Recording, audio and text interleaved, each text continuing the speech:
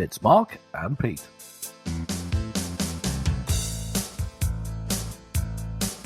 Hello and welcome to the show. More colourful conversations with Mark and Pete.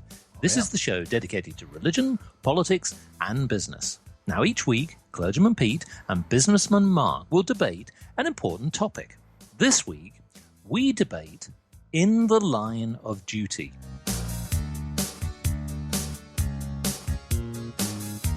As we've seen in the media recently, the US is still reeling after a week of shootings, ending in a deadly ambush on police that have left 5 officers dead and 7 others injured in Texas. The attack, which took place at a Dallas protest over recent police shootings in Louisiana and Minnesota, is considered to be the deadliest day for police in the US. And why is this? Why is it that we keep seeing more and more of these kind of incidents? Now, is it as a result of a warfare on police officers? Is it an interracial problem? Now, with me today is Clergyman Pete. So, Pete, what do you think is the root cause to all of these atrocities? Well, the particular atrocities that we're talking about, which are the killing of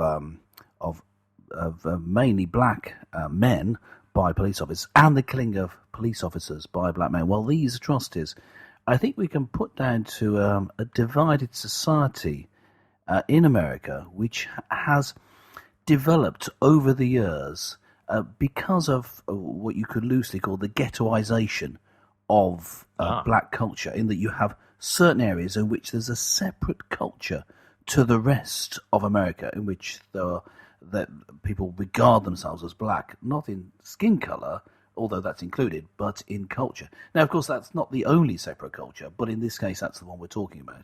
And I think that this does result in misunderstandings occurring, which can erupt into violence. There are assumptions made, there are presuppositions made about the two people groups, and the two people groups we're talking about now are the blue and the black, the police and the black culture. And that's where it comes from. Misunderstanding, because two separate cultures are rubbing against each other. Now, within that, of course, what we have are crimes that should be punished. So when we're looking at the reasons, which is what you asked me, when we're looking at the reason for something happening, we're not saying in any way that it excuses killing someone. It doesn't excuse the violence. But you can still legitimately look for the reasons. Yes. Well, it's a valid point. And the nation still continues to have vehement debates on racism and police relations. But it does open up a wider issue, which is, of course, about what is the US government doing about the crime, and particularly whether that's gun crime or violent crime. Now, it is this show which is in the line of duty, and it's my duty to, at this point, raise a little poem. Now, this is a poem called The Doomsday Edition. Dear Mr. President, you stand at the podium of another apology. Are you now an expert on gun criminology? Is the nation's trigger-happy mantra just mythology, or is the love of firearms damaging the ideology? What sparks the hatred and misguided methodology? That the right to bear arms is sound psychology. With all of your powers in investigative technology, what's the cause of killings on people's sociology? So many more people are written in your next necrology. Is it a doomsday edition for the American anthology? Yours faithfully fingerprinted, innocent victim. Once again, more statistics carry on. More police are killed, more members of society. It's amazing, actually, how many people have actually died in the line of duty just in recent years.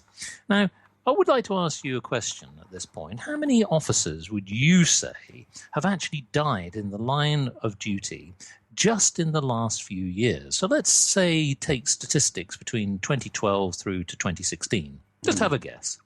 So, So this is how many officers who have died in the line of duty. Officers died in the line of duty in the last, let's say, 2 years. Yeah, let's take 2012 for example. Okay. Let me see. 162. Not as many as that, actually, Oh, but it's about 130, 135. Now, let me ask you, gentle listener, a question. I know this is a serious issue that we're talking about, but I just want to break out and say that was pretty good, wasn't it? I mean, I was pretty close. I don't have any figures in front of me. Well, it's not good that they died, but it's not good that they died. Which is, let's talk about 2016 to date. How many people do you think have died in 2016 so far? Is this police that have died? Or? Just purely the police, law enforcement officers. Okay, this year, 48. Well, that's not bad. There's just over 50. Now, there's an interesting statistic here, because we've been talking about gun crime. Through 2012 through to 2016, what proportion would you say are actually killed as a result of guns? Oh, now that's, I would say, let's see. Guns, I would say half, 50%. Well, that is true in 2016, but if we were to take over the average between 2012 through to 2016, it's about a quarter. Ironically, police officers typically tend to die through other incidents. Now, that, of course, could be through physical violence, it could be knife crime, and many other reasons. So, although people specifically have focused on the gun crime, it isn't always the fact that police officers have died as a result of guns or weapons, firearms, basically. So I think that the point that we also want to get to is, what do people, the listeners think? What do people in the United States think? So interestingly, we encourage people to interact with us on the Mark and Pete Show. Now, we've had a question that's come in, which I think is typical of many of the questions that we've received in recent times. Now, this is from a chap called Brad Hudson, Dallas, Texas. And what he asks here is, whilst the police have died in the line of duty, has Barack Obama failed in his duty to tackle violent crime? What's your thoughts? Interesting. Yes, well, I think that it's interesting about talking about the line of duty. What is the duty of the president? I mean, one of the first things is, we were just talking about playing a little game, quite legitimate, trying to get the number of cops who had died due to violence. And but the first thing to say, and what you would expect a president to do as in his line of duty, is to thank the police officers for putting themselves in harm's way, for choosing that career where they're put in the sort of situation where they could be killed. That if we don't have police, we don't have a functioning society. If you're not dealing with crime, then you're not able to live your life in peace for the majority of the time. So we need the police. These people have chosen to go that line of work. The first thing to do is to stand up for them, and that you thank them and show that you're on their side, that you've got their back. That's the first thing that he should do. But has he actually failed in doing that? Well, in these recent cases, we see that the president has failed. I think the questioner just is getting at this point. I'm trying to read his mind, but it seems that this is the point he's getting at. That President Obama has, instead of supporting the police, he jumped to supporting the person who has been harmed by the police or whatever, before knowing the facts. Now, if the police are at fault, he should be pointed out. They should be punished, and they should be punished to the full extent of the law.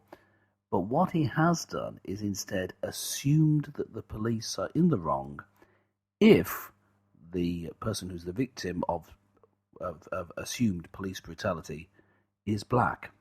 And so what I believe he's done is, in the case of people from a black culture, he has let down the police. He has not fulfilled his duty, which, as I say, is to support those who are putting themselves in harm's way, to support the cops. Yes. Well, that's interesting that you say that, because I'm going to give you a quotation which comes from a former officer. His name is Mr. Stoughton. Now, he says something quite profound, in my opinion, which is the first rule in law enforcement is to make it home at the end of your shift. That doesn't make me want to go out and build long-term relationships with people. Now, I think that actually is quite profound, in the sense that whilst he accepts that his line of duty would be to build relationships with his communities. But at the same time, knowing that he is against perhaps terror, attacks, not knowing whether he will ever make it at the end of his day, you do have to then question, looking at it from the police's point of view, what they're really facing day on day. Whilst you know by the nature of the job that perhaps you're going to affect or your lives are going to be affected some point, because you're dealing with trouble most of the time. I mean, you're there to protect the public, and it's inevitable that you will come across some aggression. But when you're not entirely sure whether you'll even make it to the end of your shift, what does that say to people who not only in the law enforcement today, but about the next generation of officers? And the problem then extends, if that's the attitude, which I understand, wanting to make it home at the end of the day. Of course, if that's in doubt, then you want to make sure that you do everything to make sure that you do it, while still performing your duties.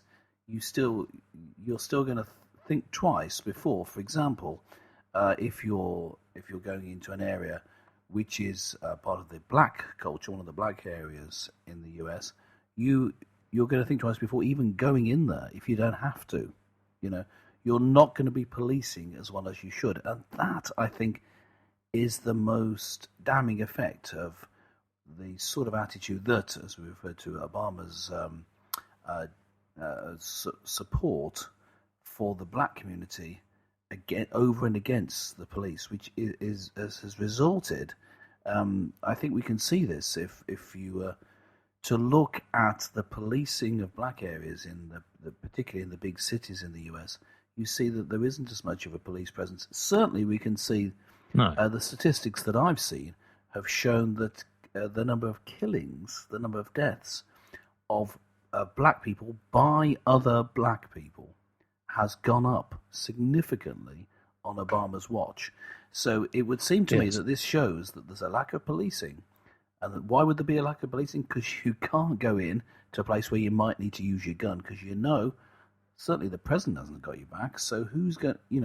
There is you're risking either that you don't use your gun soon enough, or if you do use the gun, that you're not going to be backed up and you're going to be accused of using unjust force. So this is part of the problem on both sides. Yes. One, the police, but also it affects the black community. Well, I was going to ask another aspect to this, because whilst we've been talking about statistics and we've been talking about certain incidents, I mean, this does also question people's faith, not just in the system, but also in policing or even in society. So looking at it from a religious point of view, how can people sort of draw upon something to sort of bring some kind of salvation into their lives? Because the point I am going to make here is that President Obama has come to the podium at least 15 times during his 2 terms. That's an extraordinary amount of times that he's had to come and apologize for violent crime, a lot of which, of course, has been gun crime, whether that's against citizens, whether that's against the police. So a lot of people will not only lose faith in the system, but are they losing faith in God? Well, I don't think that losing faith in your system, and even losing your faith in President Obama, doesn't relate to losing your faith in God. And you see, I see it as hope. My hope is that it's the other way around, that this will draw people or push people towards believing in God and His ways, that you don't resort to violence, that you turn back to the Christian ways of America, which do not support retaliation, do not support use of violence unless absolutely necessary as a defense. If you look in the biblical way of operating, you certainly wouldn't see this enmity between different people groups. It's just that attitude that you need to label one group or label another that is at the heart, is beneath these outbreaks of violence, because we naturally hate that which is different to us. We need to get beyond that and see that there is only one race, and it's not blue or black or any colour that we need to see other people as, but rather just as human beings. If we can see through that, then we won't see this sort of violence breaking out in the numbers that we do. Yes. Well, listeners, what do you think? It's clear that the incident that's taken place in Dallas has raised yet even more questions about violent crime. And clearly, for those officers in the line of duty, every day is a danger. So why not let us know your thoughts about what you think about the incident, and perhaps whether the government is actually doing what they need to do to solve these problems. Log on to markandpete.com and let us know your thoughts and fill out the contact form. As we saw from some of our listeners, this is a big topic, and we love to read out your questions, and we will answer them on this show. So join us again next time for more topical topics with Mark and Pete.